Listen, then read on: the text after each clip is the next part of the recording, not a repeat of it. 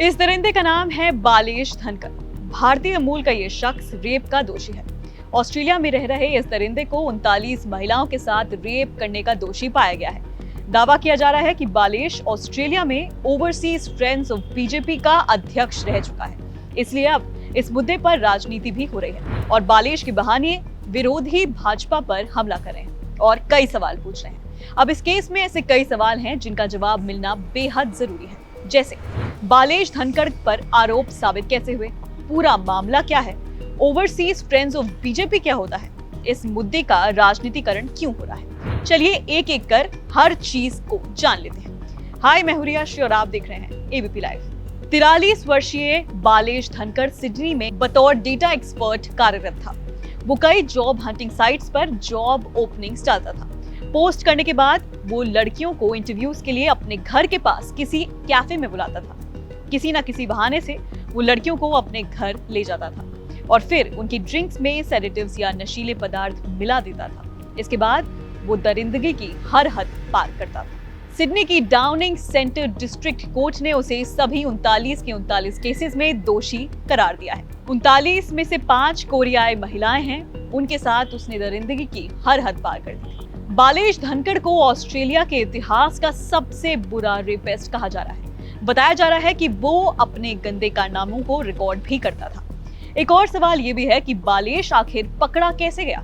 दरअसल इस serial rapist ने कभी नहीं सोचा था कि किसी महिला को सेडेटिव्स देने के बावजूद कोई महिला पूरी तरीके से नशे में नहीं आएगी। साल था 2018। एक बार कुछ ऐसा हुआ कि बालेश जिस समय एक महिला का बलात्कार करने की कोशिश कर रहा था, महिला को होश आ गया और उसने खुद को बचाने की हर संभव कोशिश की और बाथरूम में जाकर छिप गई। इस सब के बाद वो बालेश के घर से भागने में सफल रही और उसने पुलिस से शिकायत की और बालेश को पकड़वा दिया। जब पुलिस बालेश के घर पहुंची तो उसने पुलिस से कहा कि वो बेगुनाह है। उसके घर से 15 से ज्यादा सीडीज भी बरामद हुई। दूसरा बड़ा सवाल, ओवरसीज फ्रेंड्स ऑफ बीजेपी क्या होता है। बालेश धनखड़ ऑस्ट्रेलिया में ओवरसीज फ्रेंड्स ऑफ बीजेपी का अध्यक्ष रह चुका है। ओवरसीज फ्रेंड्स ऑफ बीजेपी यानी कि Bharatiya Janata party western countries में इस रूलिंग पार्टी के लिए एक सपोर्ट सिस्टम की तरह काम करता है। बीजेपी आरएसएस की ये एक स्ट्रैटेजी है कि किसी भी चुनावों का सामना करने से पहले वो इसी ऑर्गेनाइजेशन के थ्रू प्रवासी भारतीयों को सक्रिय करने के लिए अपनी विदेशी गतिविधियों को तेज कर देता है। ओवरसीज फ्रेंड्स ऑफ बीजेपी एक महत्वपूर्ण भूमिका निभाती रही है क्योंकि संगठन ने रूल्स और रेगुलेशन का पालन करते हुए विभिन्न देशों में खुद को रजिस्टर्ड करवाया हुआ है। इसका उद्देश्य अपनी मूल भारतीय जनता पार्टी को बढ़ावा देना है।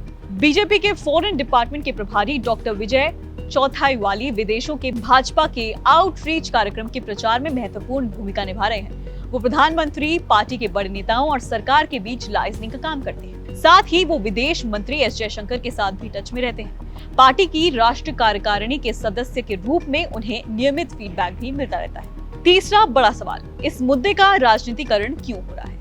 यूपी कांग्रेस की तरफ से लिखा गया है कि एक और बलात्कारी भाजपाई है।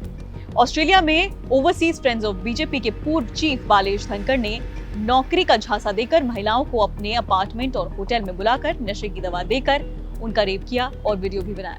ये नीच भाजपाई विदेशों में भी जाकर अपनी हरकतों से बाज नहीं आ रहे।